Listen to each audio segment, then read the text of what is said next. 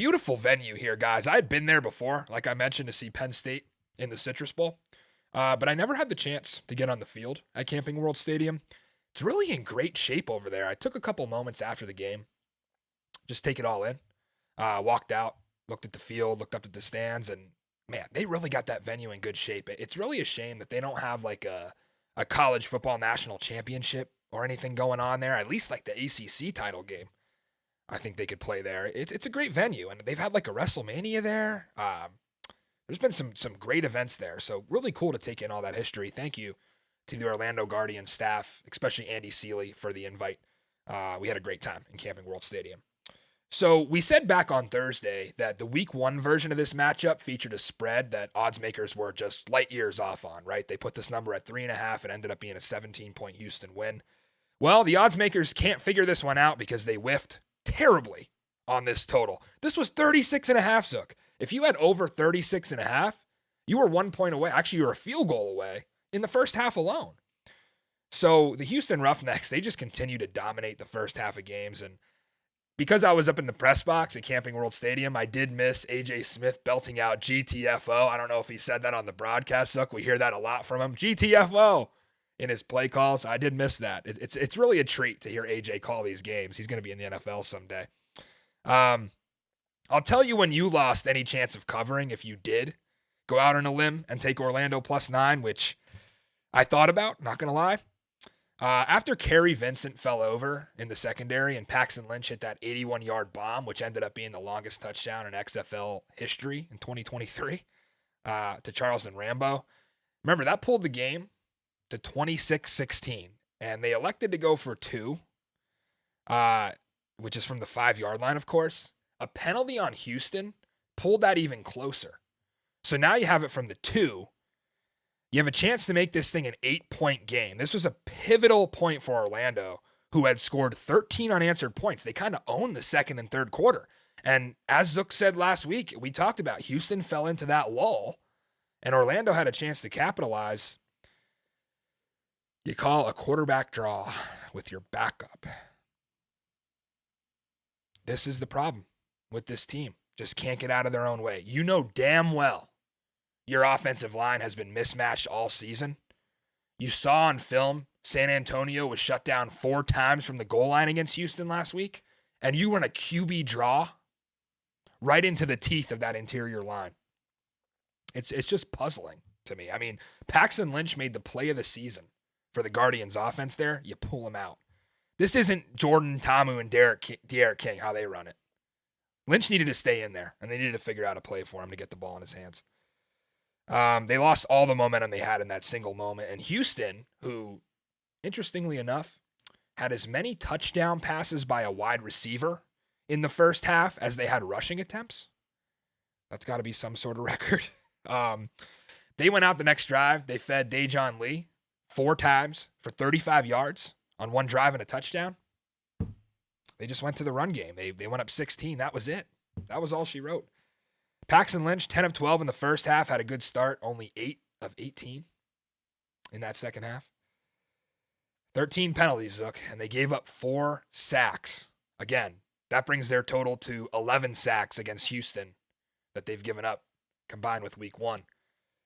And those 13 penalties, each one of them drove them back even farther. Interesting moment after the game. We spoke with linebacker Stanley Mapanga, 31-year-old vet, bounced around the NFL, played for TCU, just one of the leaders of this team.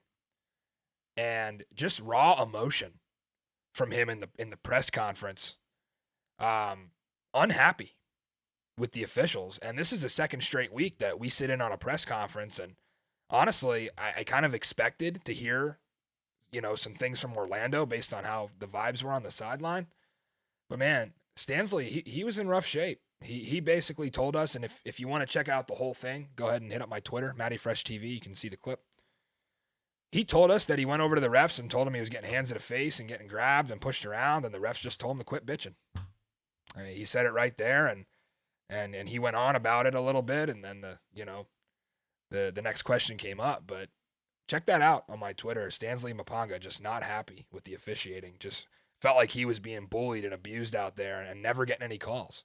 And he said this has been going on all season. So again, we don't want to overreact to things like this. Obviously, guys are never going to complain about officiating after they win, but just really raw emotion. And these players are opening up about this kind of thing. So it'll be interesting to see what the league does to react to that.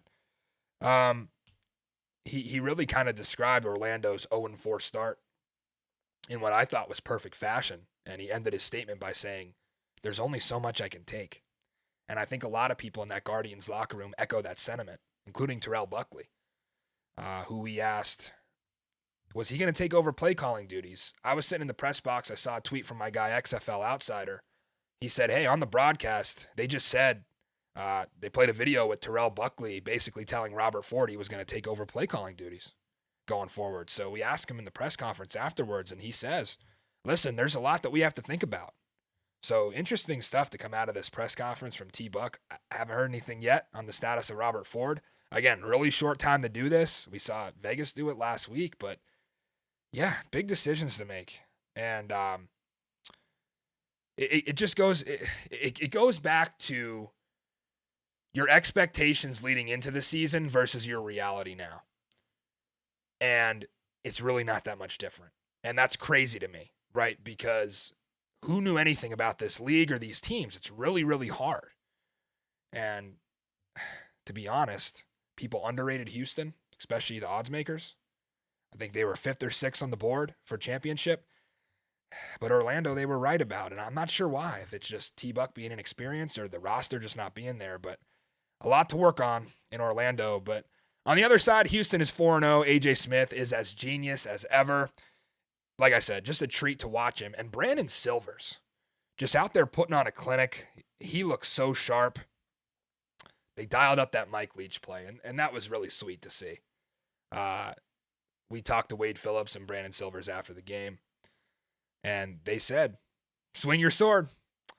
The Mike Leach play, the double forward pass, and AJ Smith put a nice tribute out to him on Twitter about how Coach Leach used to ask him about what he had cooking up in his kitchen, about what are the new recipes he was going to throw out there. And he told him, double forward pass, here it is. So Mike Leach smiling down on us watching that one from football heaven. And again, they did this without their starting tailback, Max Borgi, late scratch. So different guys stepping up for Houston. They had that next man up mentality. Remember, it was Deontay Burnett week 1. It was Ben Putman week 2. We had Kirkland last week. And now, Travell Harris, the former Cougar. What a game from him. 3 catches, 83 yards, 2 scores.